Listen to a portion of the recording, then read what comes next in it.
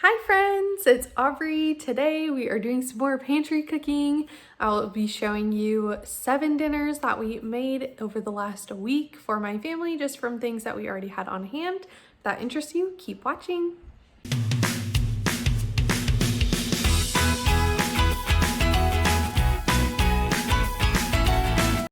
For this first night's dinner, I looked around the kitchen to see what needed to get used up. We had a box of pasta that was mostly used, so I wanted to finish that box. And I thought that it would be a great opportunity to make some pasta carbonara, which is one of our family favorite and go-to meals. I also had some bacon in the fridge, as well as some Parmesan cheese and eggs, so I had everything I needed to get this dinner going. I also wanted to make some garlic bread, so I pulled out some of the rolls that we had in the freezer to use those for that. I like using my big Dutch oven for this recipe. It just makes it a lot easier to clean up and everything fits in the pot a lot better. If you're looking for a good Dutch oven, this Amazon Basics one is great. I'll have it linked for you down in the description box. But I first, for this recipe, got my bacon cooking, and while that was cooking, I got my sauce ingredients together in this recipe, which I'll have linked for you guys. It calls for 2 large eggs, a half cup of Parmesan, and then 2 tablespoons of parsley if it's fresh.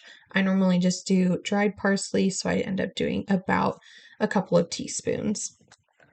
While my pasta was cooking, I went ahead and got a couple cloves of garlic, just heated up until they were fragrant, and then I added just a little bit of pasta water, dumped in my noodles, and then mixed in my sauce ingredients and just stirred this together and added some pasta water as needed. And then once the egg was fully cooked, I added the bacon on top, got the garlic bread all done, and served this up.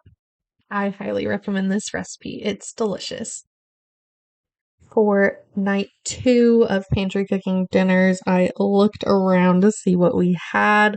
We had some potatoes, carrots, and a half of a sausage that needed to get used. So I decided to make a sausage and veggie bake, one of our favorite things to make. And when I make this, I will season the veggies, the carrots and potatoes in this instance, with some olive oil, salt, pepper, garlic powder, onion powder, and sometimes some Italian seasoning. I'll let those roast in the oven for about 10 minutes or so until they start to get a little bit soft. And while that's going, I'll chop up the sausage and just kind of drizzle a little bit of oil and some of the seasoning from the bowl and just stir it around. And then I'll add those to my baking sheet and then put them back in the oven. I'll bake them at 400 degrees for about 5 to 10 minutes or until they are as crispy as you want them. And then you can add different sauces to this if you want. My husband really likes to put feta cheese on his. I just like having mine plain, but this is a really easy dinner and everybody in our family really enjoys it. For day 3, I made some pineapple salsa chicken nachos.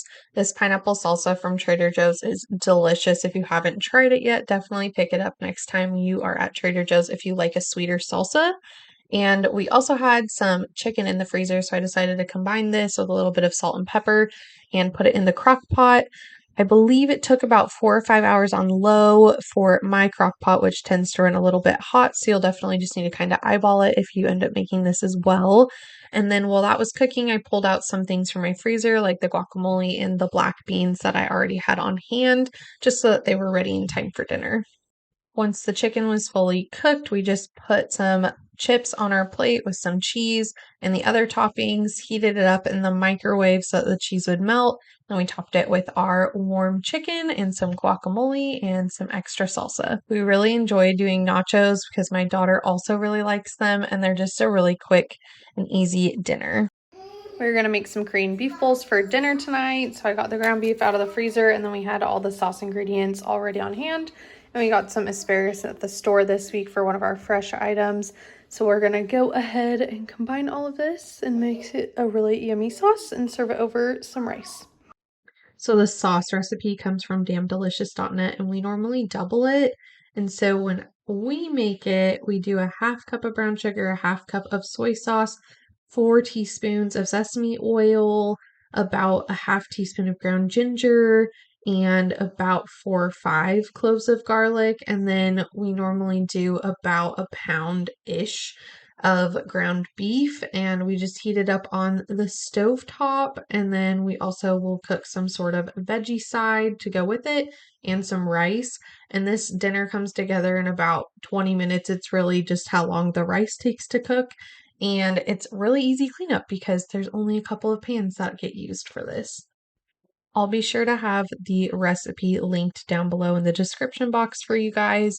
We love this one and make it probably 2 or 3 times a month just because it's a really quick and easy dinner and everyone in the family enjoys it.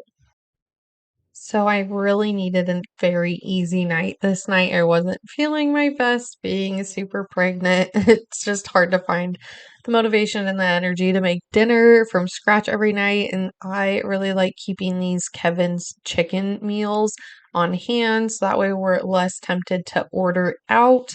And basically, all you have to do is just make sure that everything is thawed out, throw it in a pan with a little bit of oil, warm up the chicken, and then add the sauce packet in.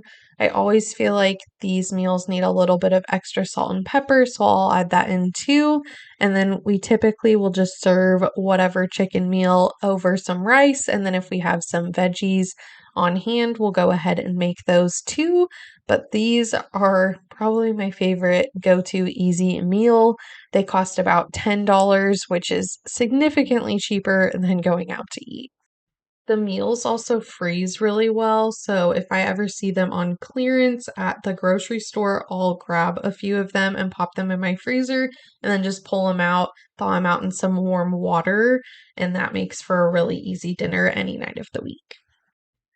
We had almost 2 pounds of this 85/15 ground beef in our freezer, and we honestly don't use that type of ground beef hardly ever. And so I decided what better way to use it than to make some meatloaf to bring over to my family's house for dinner. So I got the meat in the bowl and then I seasoned it with some salt and pepper, Worcestershire sauce, and some Italian breadcrumbs. I totally just eyeballed all of this. Sorry for those of you who like following a recipe. And then I also threw in about half an onion that was finely diced. I then put in some minced garlic just from the jar. It was about 3 teaspoons. And then I also added in my egg so I could get to mixing all of the ingredients together. I started out using my meat masher because I didn't want to use my hands. I do highly recommend getting this meat masher for cooking ground beef and other meats on the stove. It's fantastic. But eventually I decided to switch to my hands just to make it a little bit easier for myself to mix all of this together. My mother-in-law makes one of the best meatloafs I've ever had. And how she does it is she has a broiler pan that has little holes in it. So she'll cover the broiler pan with some aluminum foil, and then all of the fat will drip into the bottom of the pan. So that way you don't have a greasy meatloaf. And I don't have a broiler pan, so I went ahead and used a cookie sheet and just poked some holes into it.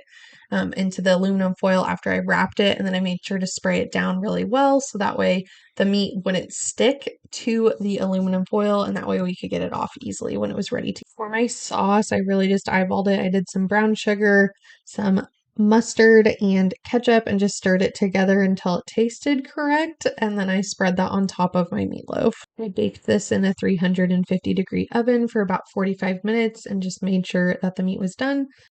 We served this with some corn and mashed potatoes. I highly recommend making this. It was so good.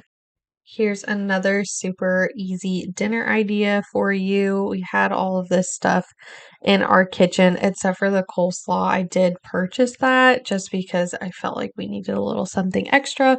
We were feeding some people from our church, so we just wanted to make sure that we had some variety in the dinner for this evening, but we decided to make some barbecue chicken sandwiches. I just used some barbecue sauce that we had.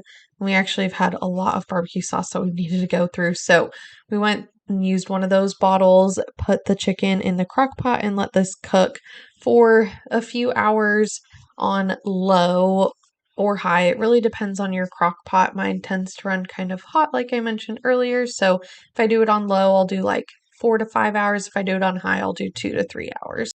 I found a really good coleslaw dressing recipe. I'll be sure to have it linked down below for you guys. I did a half recipe. So I did a half cup of mayonnaise, a half tablespoon of honey, a tablespoon of apple cider vinegar. I left out the celery seed, but then I also seasoned it with some salt and pepper, gave it all a really good stir, and put it over my coleslaw and served that alongside of the cooked chicken. I did end up having to put it in the instant pot just to make sure it was cooked all the way through. And then I added some additional barbecue sauce at the end, and we had some buns in the freezer that needed to get used up. So this one came together pretty quickly, and all of our guests really enjoyed it. For this last dinner, I found some spaghetti sauce in the freezer, so I pulled that out and started to heat it up on the stove. And I decided we had just enough to make meatball subs, so that's what we would do since we had some cheese, meatballs, and some sub rolls all in the freezer that needed to get used. So I heated up the sauce, heated up the meatballs, made the bread into some garlic bread in my new air fryer. If you're looking for a new air fryer, I highly recommend this one. I have it linked in my Amazon storefront for you guys if you want to check it out. And then we just put all of this together, and it is one of our favorite easy dinners as well, which I feel like this video is a lot of our favorite easy dinners. So hopefully some of these will help you guys out and make dinner time a lot easier for you and your family. That is all I have for you guys today. I hope you did enjoy, and I hope this gave you some ideas for some pantry cooking meals that you can make with your family. If you do have any other pantry cooking ideas, definitely leave those down below. I'd love to see what you're making. And if you haven't already, hit that subscribe button. I would love to have you here, and I hope you have the best rest of your day. Bye!